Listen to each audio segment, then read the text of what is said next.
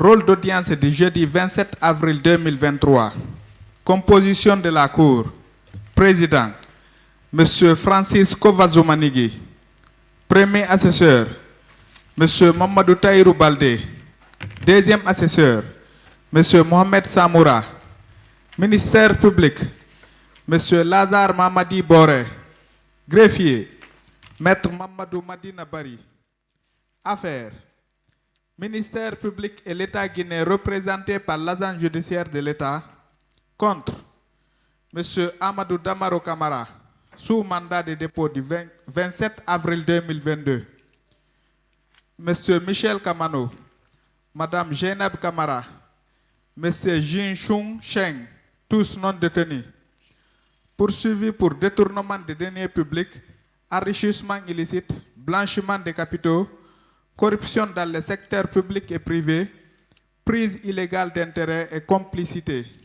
Fait prévu et puni par les dispositions des articles 19, 499, 652, 764 et suivants, 771, 776 du Code pénal, 3, 4, 45, 52, 54 de la loi numéro 041 du 4 juillet 2017 relative à la corruption, 7, 112 et 113 de la loi numéro 024 du 17 août 2021 portant lutte contre le blanchiment des capitaux et financement du terrorisme. Affaires. Ministère public et l'État guinéen représenté par l'agent judiciaire de l'État. Contre. La société American Beverage, SARL, SABEV, M. Mohamed Mehdi Moseng et M. Ibrahim Sori Kandas Kondé, tous non détenus.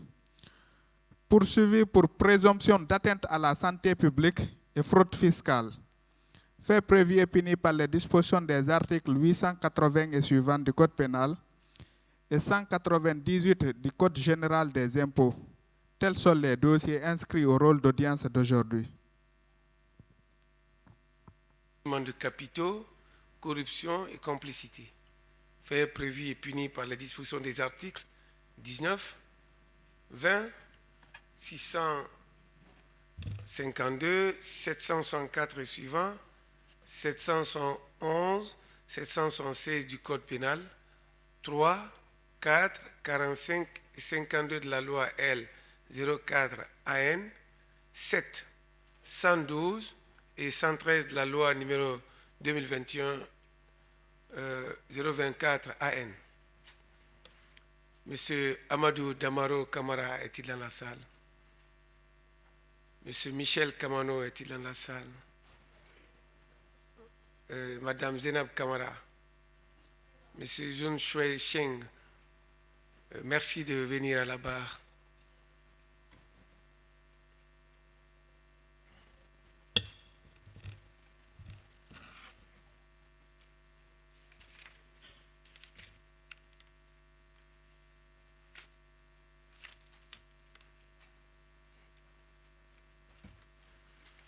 Donc, vous pouvez vous asseoir là. Monsieur Michel Kamano, venez ici.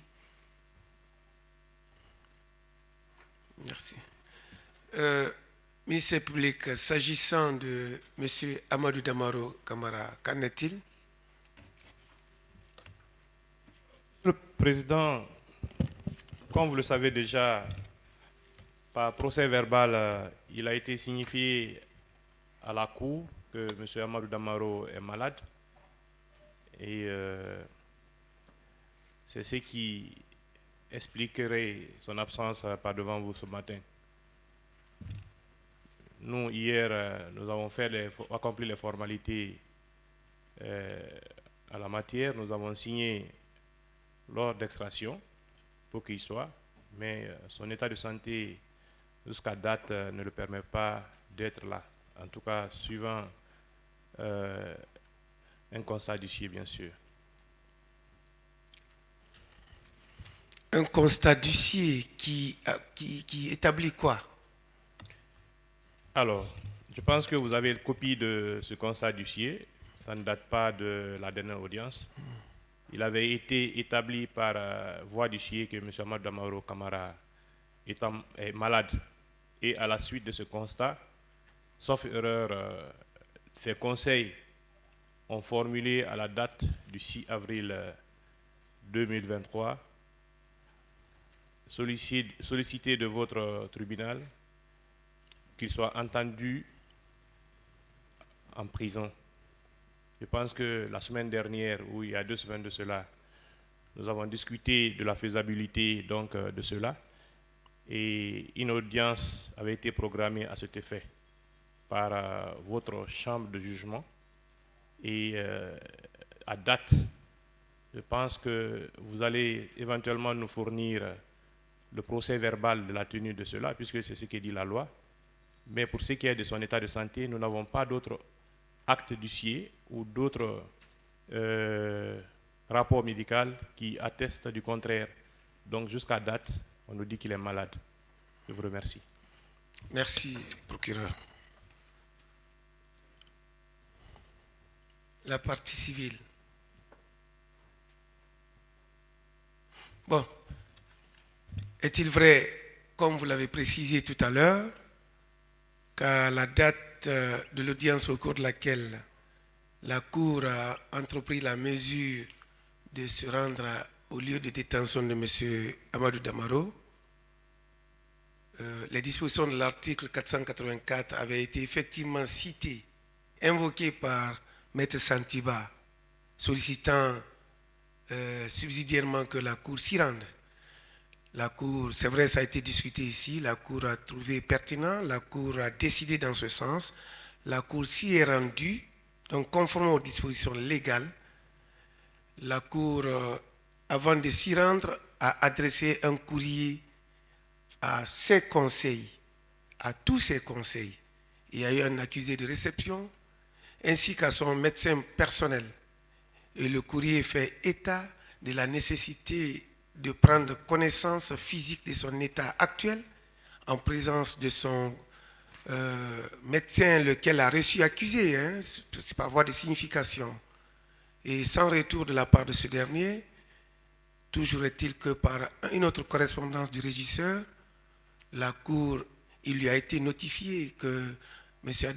Amadou Damaro entendait ne pas pouvoir s'y rendre, arguant de son état. Toujours est-il que la Cour s'y est rendue, l'audience s'est tenue et le refus de sa comparution a été constaté au regard de toutes les notifications faites, puisque c'était son lieu de détention, puisque la Cour aussi voulait prendre connaissance de son état et pour toute éventualité. Malheureusement, ça n'a pas été possible de par son refus constaté. Alors, la défense, le conseil de M. Damaro est-il là? M. Santiba? Bien.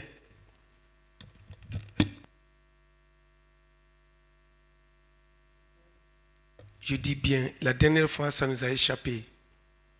Lorsque l'on doit prendre la parole pour un prévenu, il faudrait avoir été régulièrement constitué pour lui. Et la loi ordinale est claire là-dessus. Tous ceux qui sont constitués pour M. Amadou Damaro, et la lettre de constitution est là timbrée, nous leur avons adressé le courrier qui a prévalu à notre déplacement. C'est à ces conseils attitrés que nous nous adressons. Est-ce que les conseils de M. Amadou Damaro sont-ils là?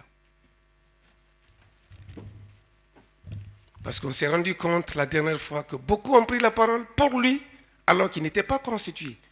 Alors qu'il a même été demandé à ceux qu'on leur refuse la parole.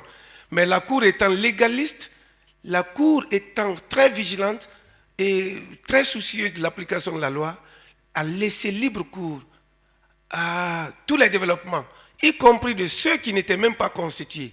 C'est cela aussi la loyauté.